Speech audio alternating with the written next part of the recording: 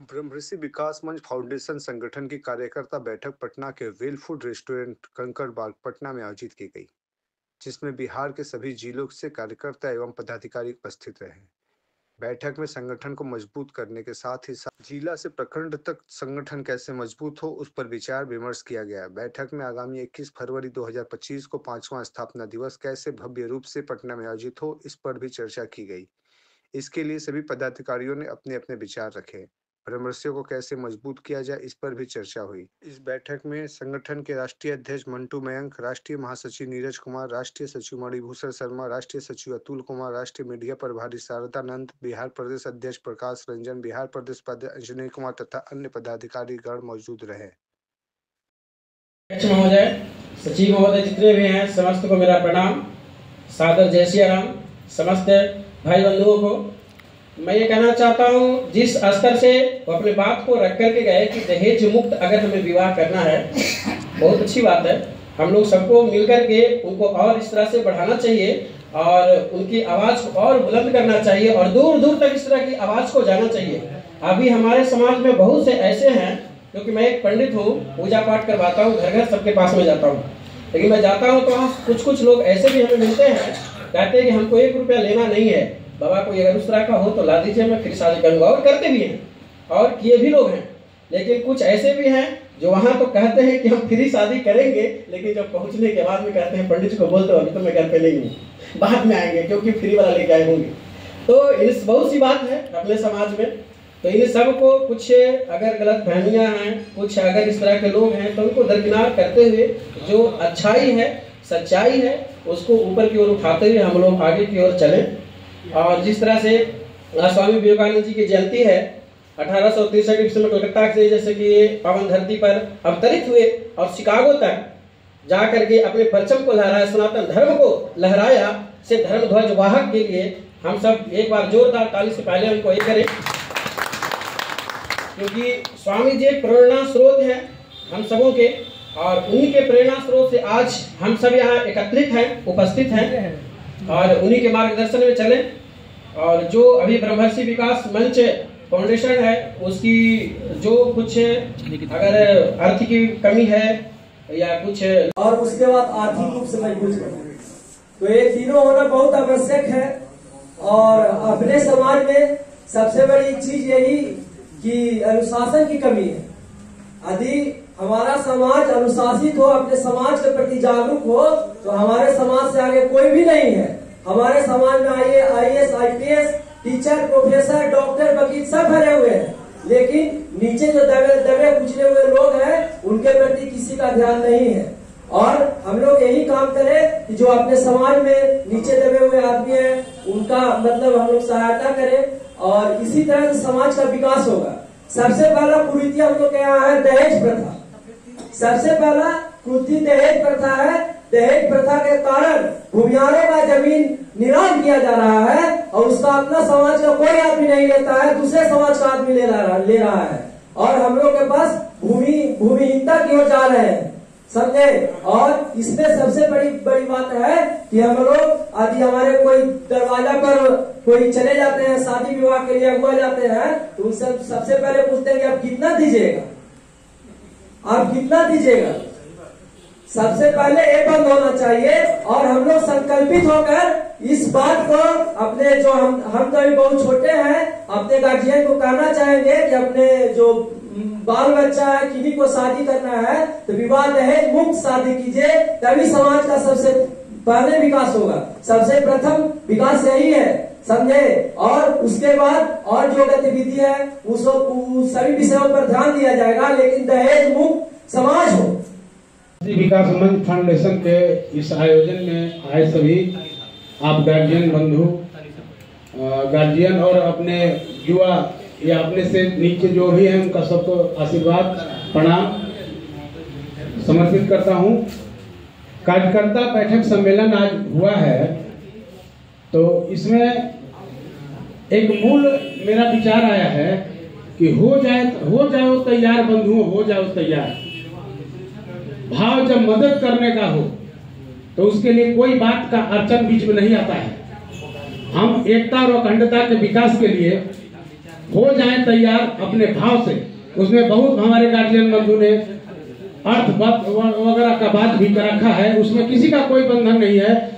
मन में जब आत्मा में जब आ जाएगा कुछ भी करने का, जब हम पूरे तरह से तैयार हो जाएंगे, कटिबद्ध हो जाएंगे कि ये काम हमको समाज हित में करना है, तो जरूर हम कर लेंगे। और सभी अपने अपने आत्मा में जब इस बात को जहन कर लेंगे कि हमको अपने समाज के लिए, परमर्शी विकास के लिए, भूमिहार ब्राह्मण समाज के लिए कुछ कार्य करना है, तो हम जरूर कर पाएंगे। उसमें किसी को कुछ कहने का जरूरत नहीं है। और कुछ अर्थ वगैरह या दुनिया जहाँ जो भी होगा, हमारा संगठन विकास करेगा ही। और ये बात आप लोग को मैं आश्वस्त करना चाहता हूँ कि संगठन में हमें भी कुछ दायित्व तो मिला है, तो निश्चित रूप से संगठन का विकास करने में अपना योगदान और समय दूंगा। और बाकी जो भी कार्यभार बात हो रही है, उसमें सामूहिक उत्थान की बात संगठन जरूर सोचेगा। हम हर पर्सनल काम में मदद कर पाए ये कोई जरूरी नहीं है, लेकिन सामूहिक उत्थान, आरक्षण का मुद्दा हमारा जो है, हमारा आर्थिक आधार हो, ये हमारा मांग सरकार से, केंद्र सरकार से, बिहार सरकार से या अन्य राज्य सरकार से भी रहेगा। इस संगठन के माध्यम से इतना हम लोग आप लोग को आश्वस्त करना चाहते हैं। बाकी बहुत सारे शिक्षा के जगत में, स्वास्थ्य के जगत में, अन्य जगत में हमारा जो आरक्षण बंधित कर दिया गया है कि इसकी एडमिशन में भी आपको आरक्षण के तहत ही एडमिशन लिया जाएगा। इन सब बातों पर हमारा लक्ष्य होगा कि सामूहिक आवाज हम उठा करके और अपने भूमिहार ब्राह्मण समाज, ब्राह्मणसी समाज का कल्याण विकास करने में सहयोग प्रदान करेंगे। और इसके लिए मेरा जो नारा है कि हो जाओ तैयार बंधुओं, हो जाओ तैयार, उसमें आप सभी का आत्मीय सहयोग का जरूरत है। जब आप पूरे तरह से सहयोग में हो जाएंगे, आज हम 50-60 आदमी यहाँ जुटे हैं, 50-60 आदमी जब अपने 100 आदमी को जब बताने लगेगा, तो बिहार नहीं पूरा देश में हमारा नाम होगा, हमारा संगठन का काम होगा। और अपने दायित्व को पूर्णतः निर्वहन करने के लिए पूर्णतः ईमानदारी से, ये नहीं करने के संगठन में पैसा आ गया तो ही खर्चा कर दिया, वो कर नहीं, पूर्णतः ईमानदारी से हम अपने परमर्शियों के कल्याण में अपना योगदान देंगे। अपना भरपूर समय निस्वार्थ भाव से, निश्चित रूप से आपका मदद करने में हर जगह उत्थान करेंगे। छोटी छोटी बातों का भी ध्यान में दिलाना चाहता हूँ। बिहार के कोई भी पदाधिकारी हो, हमारे संगठन में, हमारे समाज में, अभी भाई ने, छोटा बंधु ने जो कहा कि हमारे समाज में IPS, IAS, डॉक्टर या सारे एसोसिएशन के लोगों का कमी नहीं है। हम उन सभी से अपने माध्यम से नहीं हो पाएगा, हम उन सभी से जोड़ करके हर समाज के लोग के लिए कल्याण का काम करेंगे, चाहे वो किसी भी क्षेत्र में हो, प्रशासन के क्षेत्र में हो, ये सर्वे का क्षेत्र में बात आया है, उसमें भी TCLR हो, STO हो, CO हो, जिससे भी जरूरत पड़े एक बार याद करने का कोशिश करेंगे। यथासंभव प्रयास हम लोग करेंगे कि सारे वस्तुओं पर हम अपने समाज, परमर्शी समाज के कल्याण के लिए और अपने भूमिहार ब्राह्मण समाज के कल्याण के लिए निरंतर कार्यरत रहेंगे। तो 24 आवर्स किसी समय आप हमको एक फोन कर सकते हैं, लेकिन ज्यादा फोन से बढ़िया होता है कि हमको मैसेज करें, चाहे व्हाट्सएप करें, ईमेल करें, तो ज्यादा हम अच्छा समझते हैं। और किसी भी समय हम आपका तुरंत निदान करने का यथासंभव प्रयास करेंगे। इन्हीं दायित्वों और इसको विश्वास दिलाते हुए मैं आप अपनी वाणी को समाप्त करता हूँ। जय परशुराम, जय विवेकानंद जी, धन्यवाद, प्रणाम। जनता में खर्चा करने के विचार है, 3 लाख महीना में जनता के प्रति इनका सहानुभूति है। वो आज आपके बीच बैठे हैं, इनका धन्यवाद ज्ञापन करना चाहते हैं। आपके सबों के बीच में इनका परिचय बताना चाहते हैं। हमारे गुड्डू भाई, हमारे अनुज हैं और बहुत बड़ा व्यवसायी हैं। पिताजी इनके किसान थे, हम भी किसान के बेटा हैं। साधारण से हम भी थोड़ा आगे बढ़ाए हैं परिवार को, समाज को, लेकिन ये बहुत ज्यादा हमसे आगे बढ़ाए हैं।